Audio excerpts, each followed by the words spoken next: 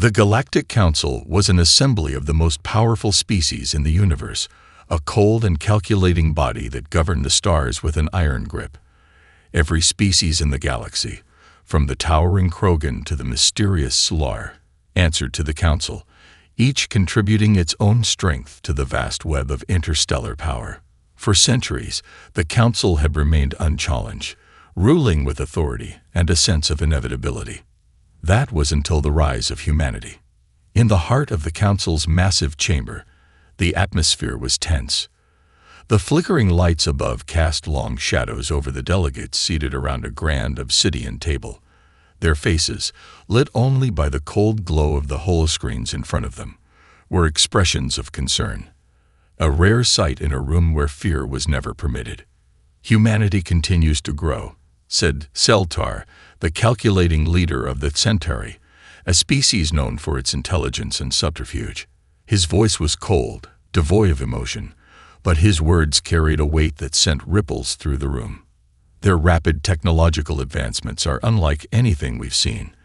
They've already begun to explore neighboring star systems, and their weapons are evolving at an alarming rate."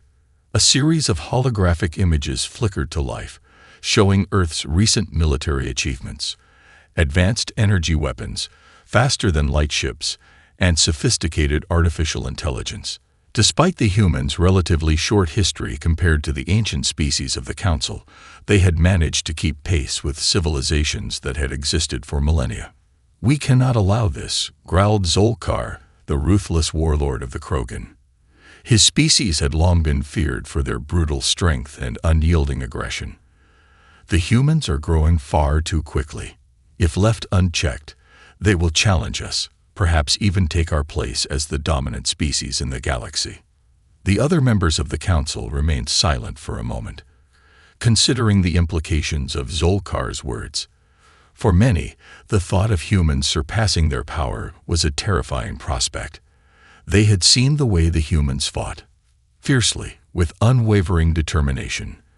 A species willing to sacrifice everything for survival was not to be underestimated. "I agree with Zolkar," said Krisa, the ancient and wise leader of the Solar, a species known for their psychic abilities and advanced mental control. "Their spirit is unlike any we have encountered before. We cannot risk them becoming a threat to our established order." A murmur of agreement spread throughout the room. The decision was clear. The Council could not afford to allow humanity to grow unchecked. It was time to act before the humans became too powerful. "We will send the Krogan to Earth," said Celtar, his tone unwavering. "Their strength and ruthlessness are unmatched. They will crush the humans before they have a chance to become a true threat." Zolkar's lips curled into a sinister grin. "We will wipe them out. Their spirit, their will to fight, it won't matter. We will break them." The decision was made. The Council would act swiftly, sending the full might of the Krogan war machine to Earth. Humanity had no idea what was coming. But what the Council failed to understand, what they could never foresee, was the one thing that made humans different: their capacity to survive. Humanity had faced extinction countless times in its short history, and yet it always found a way to fight back. This time would be no different. The Krogan may have been powerful, but they were about to face something that no species in the galaxy had ever truly understood: the unyielding spirit of humanity. On Earth, life continued as it always had, busy, bustling, and full of promise.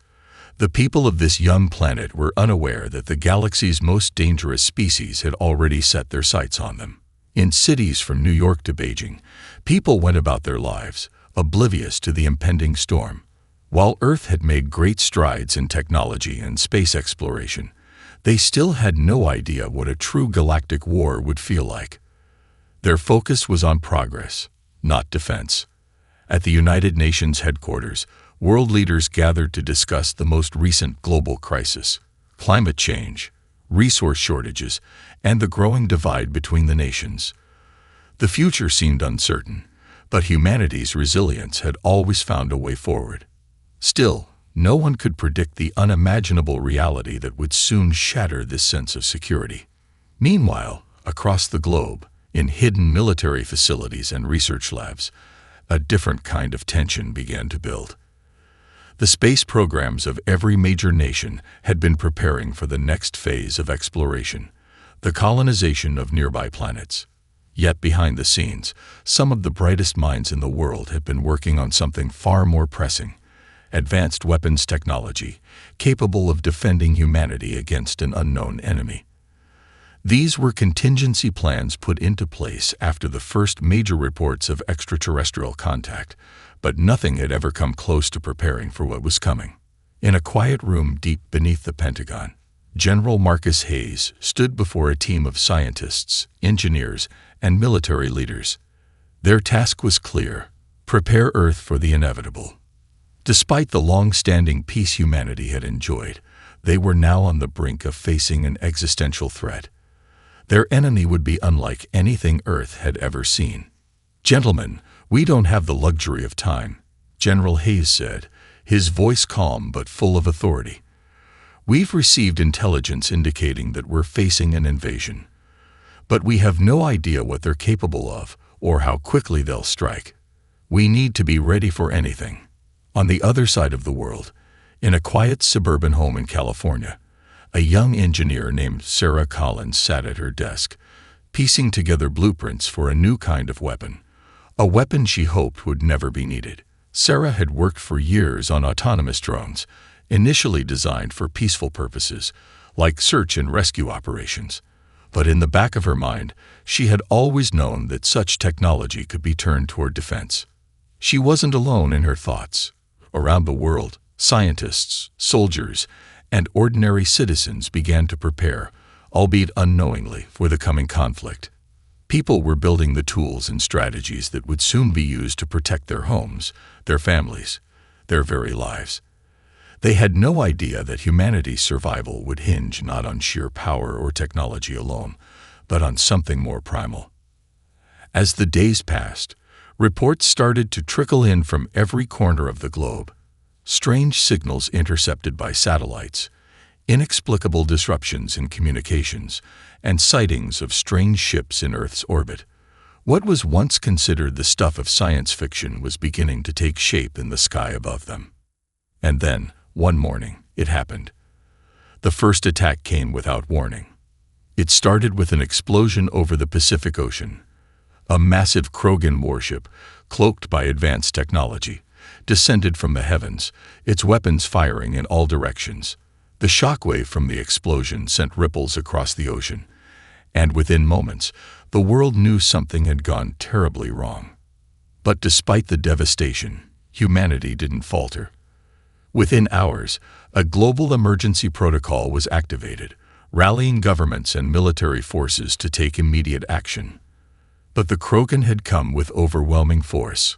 Armies of invaders, armed to the teeth and determined to crush any resistance before it could even take root.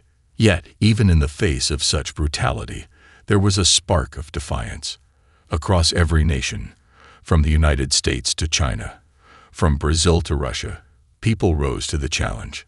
Ordinary men and women took up arms to defend their homes.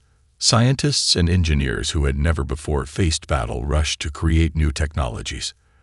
The world was in chaos, but humanity was not going down without a fight. As the first waves of the invasion began to unfold, it became clear to the Krogan that they had underestimated humanity. Their physical strength, though unmatched, could not predict what would happen next. Humanity had something more than just brute force. They had the will to survive. And that, the Krogan would soon learn, was something far more dangerous than they could have ever imagined. The first wave of the Krogan assault hit Earth with a force that seemed almost impossible. The world's cities, once bustling with everyday life, were reduced to chaos in mere hours. High-tech warships descended from the sky, cloaked in a shimmer of energy that made them nearly invisible until it was too late. When they revealed themselves, it was already over. Powerful weapons blasted craters into the ground, shaking entire cities to their core. The Krogan didn't just attack, they destroyed, targeting human infrastructure with surgical precision. At the heart of the storm, General Marcus Hayes stood in a military command center, watching the chaos unfold on the screens before him. The attack was swift, brutal, and overwhelming. The sheer scale of the devastation left him momentarily stunned, but he couldn't afford to show weakness. His voice was steady as he barked orders to his team. "Mobilize all defense units. We need to push them back. We have to hold them long enough for civilians to evacuate." Across the globe, the story was the same. No nation was spared from the Krogans' relentless assault. From the skies above Europe to the plains of Africa, the war machines of the invaders tore through the planet's defenses, showing no mercy. Earth's military forces, though seasoned in warfare, were caught off guard by the sheer brutality of the Krogan forces. Their ships were too fast, their weapons too powerful, and their tactics too ruthless. The human resistance, initially strong in spirit, was left scrambling to organize a defense against a nearly unstoppable foe. In New York, the skyline had been transformed into a battlefield. The towering skyscrapers, symbols of human achievement, were now mere targets. A massive Krogan warship hovered above, raining destruction down on the streets below. Human fighters scrambled in the sky, attempting to engage the enemy, but their weapons barely made a dent in the Krogan armor. On the ground, civilians scattered for cover as explosions shook the ground. But even in the face of such overwhelming force, humanity fought back. Sergeant Claire Davis, a member of the elite Special Forces, was one of the first to lead the ground resistance. Her team was stationed near Central Park, organizing a makeshift defense against the invading Krogan forces. They weren't equipped for this kind of fight. Krogan war machines were far too advanced for their standard-issue weapons, but they had something the invaders didn't: determination. Claire watched as her team fought with everything they had, using every piece of technology they could repurpose into weapons, improvising explosives, and setting up ambushes. "We can't let them get to the civilians," Claire shouted over the radio, her voice filled with urgency. "Keep pushing them back. Every second we hold out gives people a chance to escape." The humans' resistance, though small and ill-equipped compared to the Krogans' might, refused to buckle. In the face of impossible odds, Earth's soldiers, engineers, and civilians all worked together, rallying behind the idea that they couldn't let their world be destroyed without a fight. They might not have the firepower to match the Krogan head-to-head, but they knew their greatest strength was adaptability. Meanwhile, back at the Pentagon, General Hayes was coordinating global responses. Military units from every nation scrambled to form a unified front against the invaders. The United States, Russia, China, and the European Union all shared intelligence, working together for the first time in history. But despite their best efforts, the Krogan were relentless. Earth's resistance had moments of success, small victories here and there, but the Krogan would not relent. Their strategy was simple: overwhelm the humans, destroy their command centers, and force them into submission. It became clear that humanity was in a race against time. As the days passed, the human forces grew more organized. Engineers began reverse engineering the technology they had salvaged from the wreckage of the Krogan assault, and human soldiers adapted their tactics to make the most of what they had.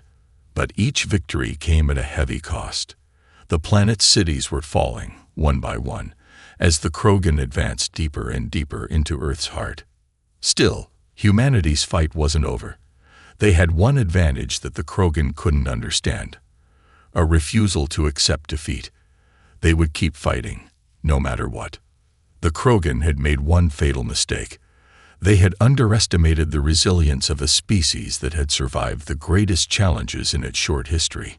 The Krogan might have the strength, but humanity had something far more dangerous: an unyielding will to survive. The war raged on, and Earth's cities continued to fall under the relentless assault of the Krogan. The invaders had brought everything they had, leaving behind nothing but destruction in their wake. Yet, despite the overwhelming odds, humanity refused to break. Every battle lost only seemed to fuel the resistance more.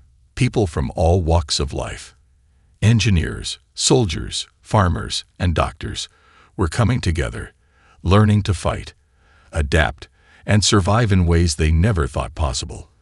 But the question remained, could they hold out long enough to turn the tide?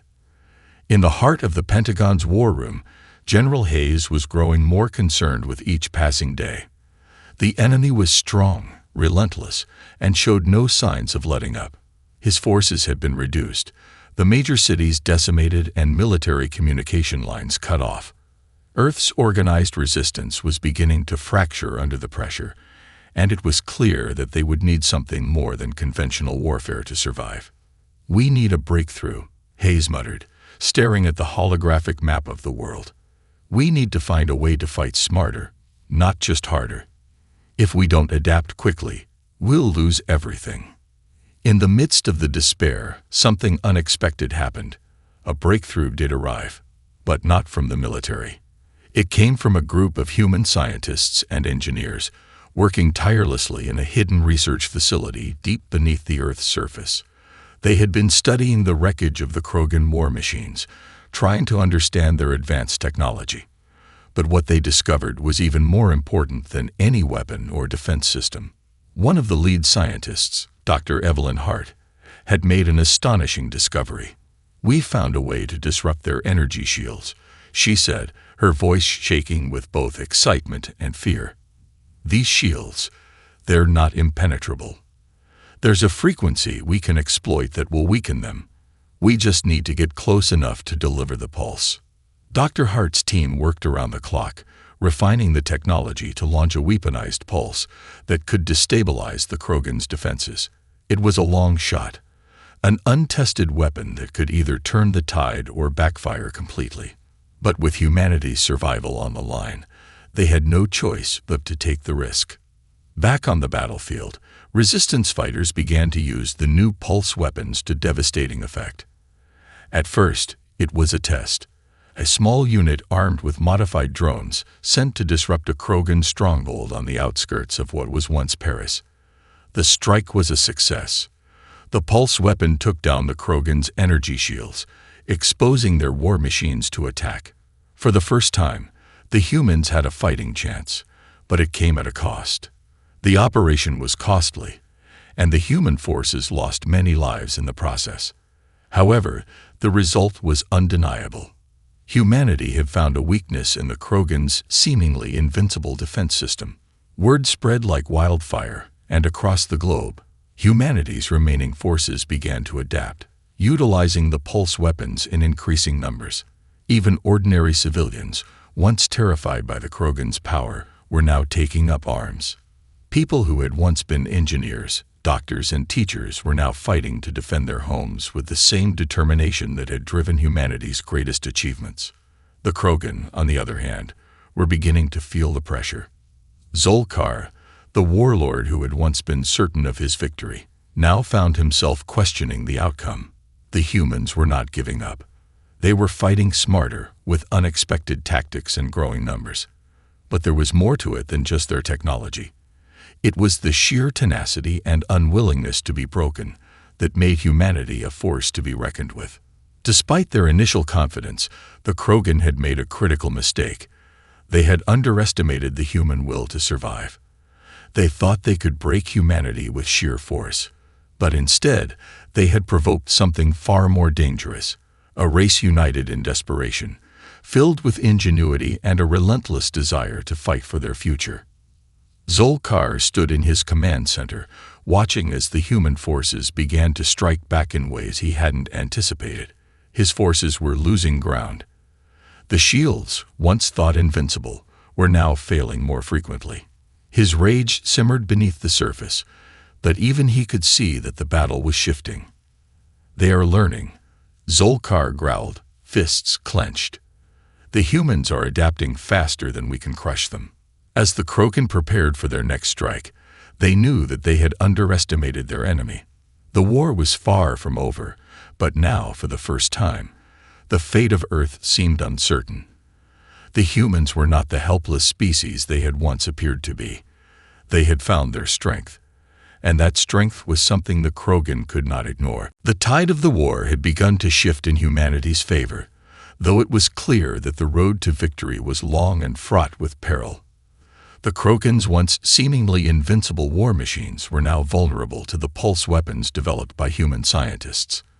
For the first time in the conflict, the Krogan were on the back foot, and it was not something they were used to.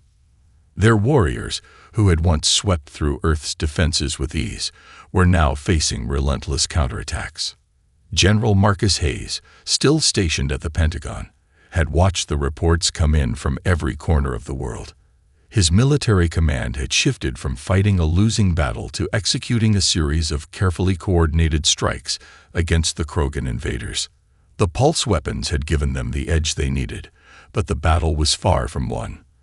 The Krogan forces had grown more cautious, more calculating. They no longer launched attacks with the same reckless abandon.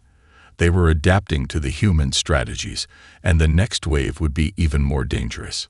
"We've gained ground, but they're not done," Hayes said, looking over a strategy map with his officers. "The Krogan will adapt, and when they do, we need to be ready. We need to hit them harder, faster." Across the globe, human resistance forces had formed more organized units. In what was once Europe, soldiers and civilians alike worked together to liberate key cities from Krogan occupation. While the main human forces continued to battle in the urban centers, smaller units were forming guerrilla squads, using the terrain to their advantage. They had learned how to operate in the shadows, striking at the enemy's weak points and disappearing before the Krogan could retaliate. Sarah Collins, the engineer who had once worked alone in her lab, was now leading the Special Task Force. She had been tasked with using the pulse technology to create a more efficient weapon, one that could disrupt entire Krogan fleets at once. With her team of engineers and soldiers, Sarah had taken over an old factory near what had once been the heart of London, converting it into a research and development hub. "Time's running out," Sarah said, looking over blueprints of her new weapon. "We need something that'll hit them all at once, something that'll force their hand and make them hesitate." The weapon they were working on was a massive pulse generator, one capable of emitting a frequency strong enough to disrupt an entire fleet's shields simultaneously. It was risky. The technology was still untested, and if it failed, it could wipe out any human forces caught in the blast as well. But if it worked, it would change the course of the war. The countdown to the weapon's completion was tense. In the field, the human resistance pressed forward, striking harder against the Krogan as they moved through the remains of cities, always staying one step ahead of their enemies. It became clear that the Krogan were beginning to lose their confidence. They had expected an easy conquest, but humanity was proving to be a far more formidable foe than they could have ever imagined. As the pulse generator neared its activation, a new wave of Krogan reinforcements arrived, heavier and more advanced than anything humanity had faced before. They came with new ships, even more devastating weapons, and an overwhelming sense of urgency. Zolkar had realized the gravity of the situation. The humans had turned the tide, and it was clear they would stop at nothing to defend their planet. In a hidden base in the Pacific, Claire Davis, now a seasoned leader of the resistance, led her team through the final preparations for the pulse weapons launch. "This is it," she said, her voice resolute. "We either win here or we lose everything. It's time to show them what humanity's made of." The human forces were preparing for a final push. With the pulse weapon ready to fire and their armies mobilizing for one last stand, the fate of Earth was about to be decided. The Krogan were coming, and this time, humanity would meet them head-on, ready to defend their home and their future. Zolkar stood in the command center of his flagship, watching the human resistance intensify. He had expected this to be an easy conquest, a mere stepping stone in the Krogan's quest for dominance. But now he was beginning to understand that humanity was not like the other species they had crushed before.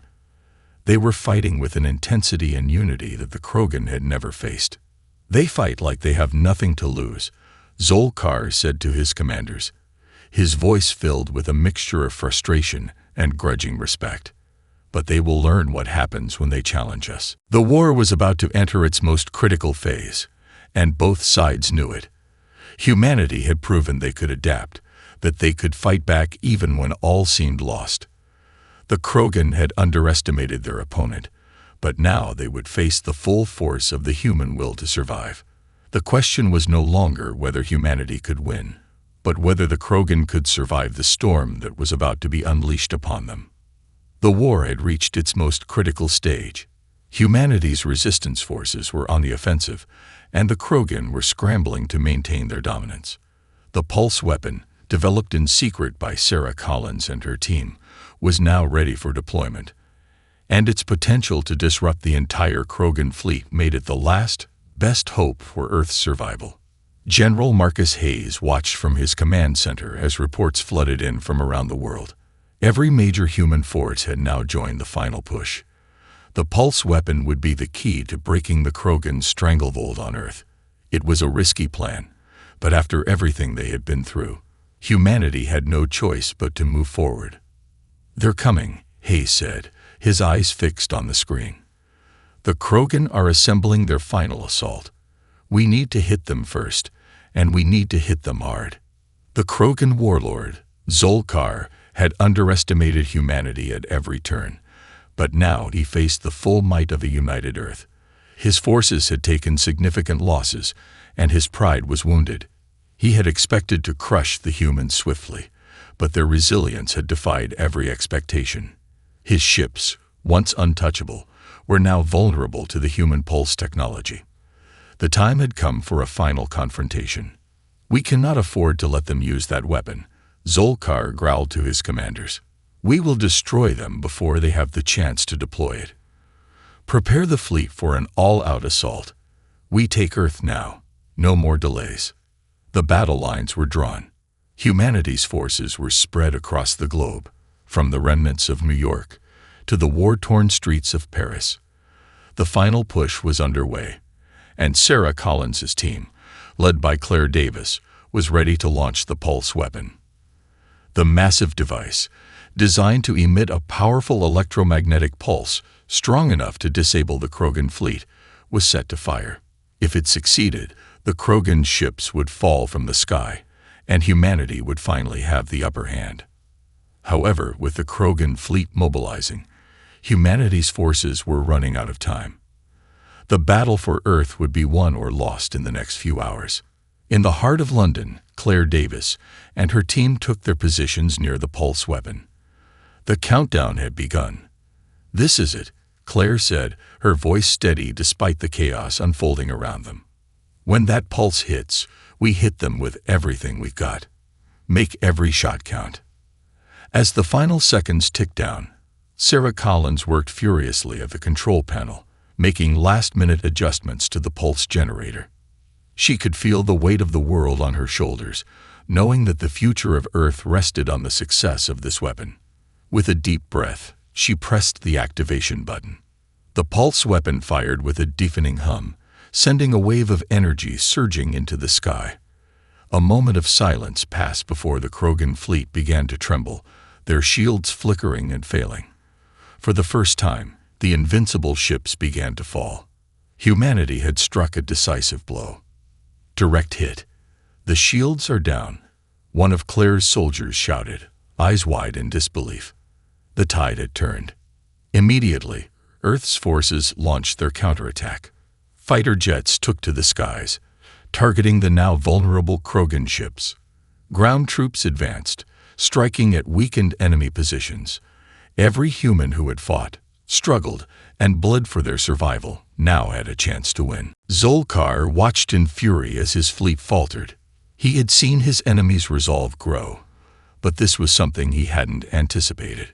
The pulse weapon had shattered their advantage. Desperation began to seep into the ranks of the Krogan forces, and the once formidable warlord found himself at a crossroads.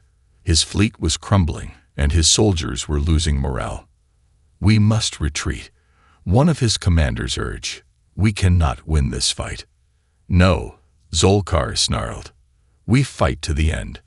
They will never take our victory from us." But as the Krogan attempted to regroup, it was clear that their strength had been broken. The humans, unified by the dire need to survive, pushed forward relentlessly. Every moment they held out gave them more hope, more strength to continue. They were no longer the underdogs. They were warriors fighting for their homes, their families, and their future. Back at the Pentagon, General Hayes watched as the Krogan forces began to retreat. It wasn't a full victory yet, but it was the beginning of one. The pulse weapon had worked, and humanity had once again proven that even against impossible odds, they could rise. "We've done it," Hayes said, allowing himself a brief moment of relief. "But the war is far from over. We still have to finish this." The battle for Earth was nearing its final chapter, but humanity had shown that they could endure, adapt, and overcome. The Krogan may have thought they could defeat Earth with sheer force, but they had underestimated humanity's greatest weapon, the will to survive. The tide of the battle had shifted, but the war was far from over. Humanity's forces had struck a devastating blow to the Krogan fleet, sending their ships crashing to the Earth below, but the Krogan had not given up. Their warlord, Zolkar, still held a significant presence on the ground, and his remaining forces were far from defeated. While their ships had fallen, the invaders had powerful ground troops who continued to resist with unyielding brutality. General Marcus Hayes stood at the command center, staring at the holographic map that displayed the locations of remaining enemy forces. The battle was still raging in several key cities, and although the pulse weapon had weakened the Krogan, their determination remained a formidable obstacle. Hayes knew that Earth's victory was not guaranteed. Not yet. "We've made progress, but they're not giving up," Hayes said, rubbing his temples. "Zolkar and his ground forces are dug in deep. We need to push them out, and fast." Across the battlefield, humanity's resistance was growing stronger, but the cost of the war was becoming apparent. The once thriving cities were now battlegrounds.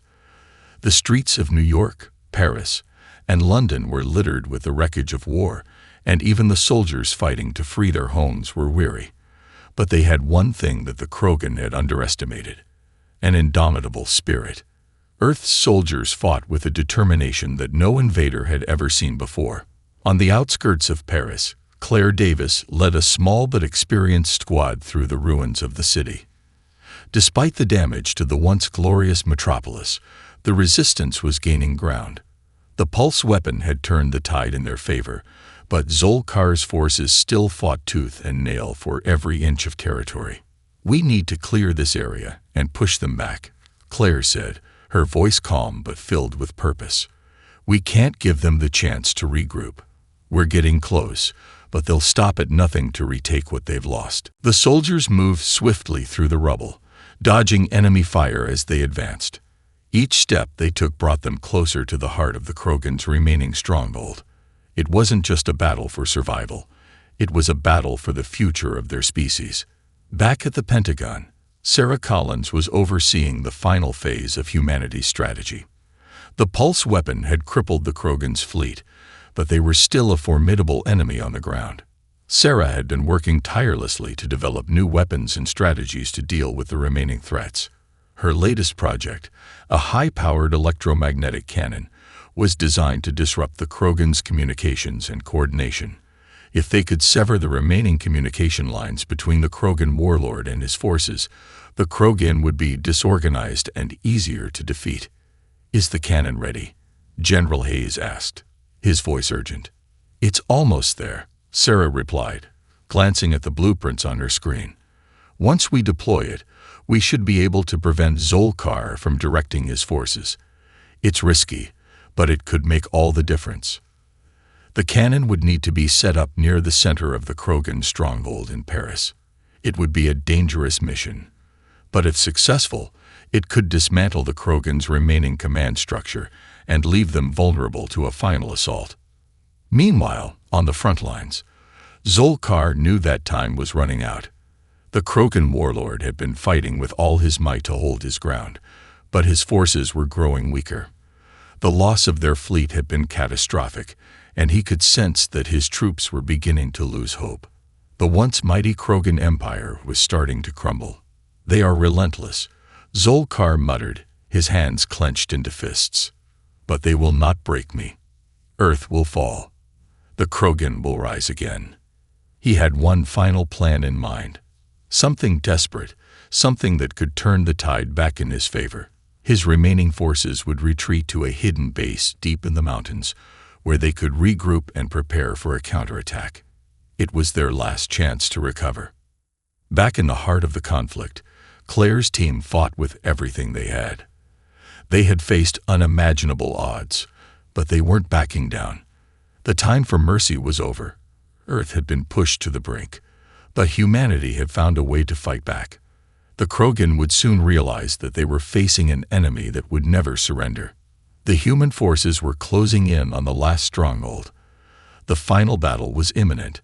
Every step they took brought them closer to victory and to the end of the war. The endgame was upon them. Humanity's forces had fought tooth and nail to reclaim their planet. And now, with the final battle approaching, everything they had endured would be put to the test. The pulse weapon had crippled the Krogan fleet, but their ground forces were still a significant threat. General Marcus Hayes knew that the next few hours would determine the fate of Earth. "We have to finish this," Hayes said, standing before a large map of Paris, where the final stronghold of the Krogan forces lay. "This is our last chance to break them completely. Claire, your squad is ready for the electromagnetic cannon." Claire Davis nodded, her face determined. "We're set. Once we deploy it, we'll cut off their ability to coordinate. Zolkar won't be able to rally his troops.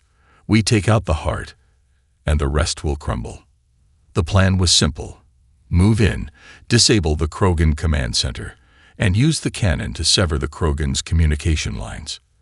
With their forces disorganized and their leader unable to issue orders, the resistance would strike the final blow.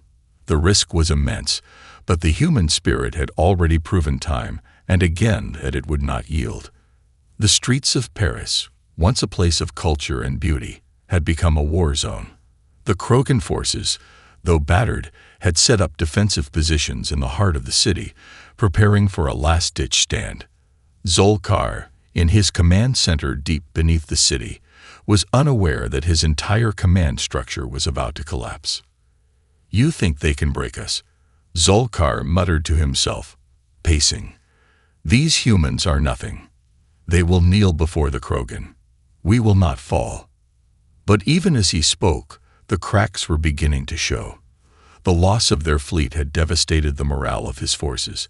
They had expected to crush humanity with ease, and now they were being forced into a corner. Zolkar's desperation was palpable. Meanwhile, Claire and her squad made their way through the crumbling city, navigating the wreckage of once famous landmarks. Every step brought them closer to their target, the central communications hub where the Krogan were still coordinating their forces.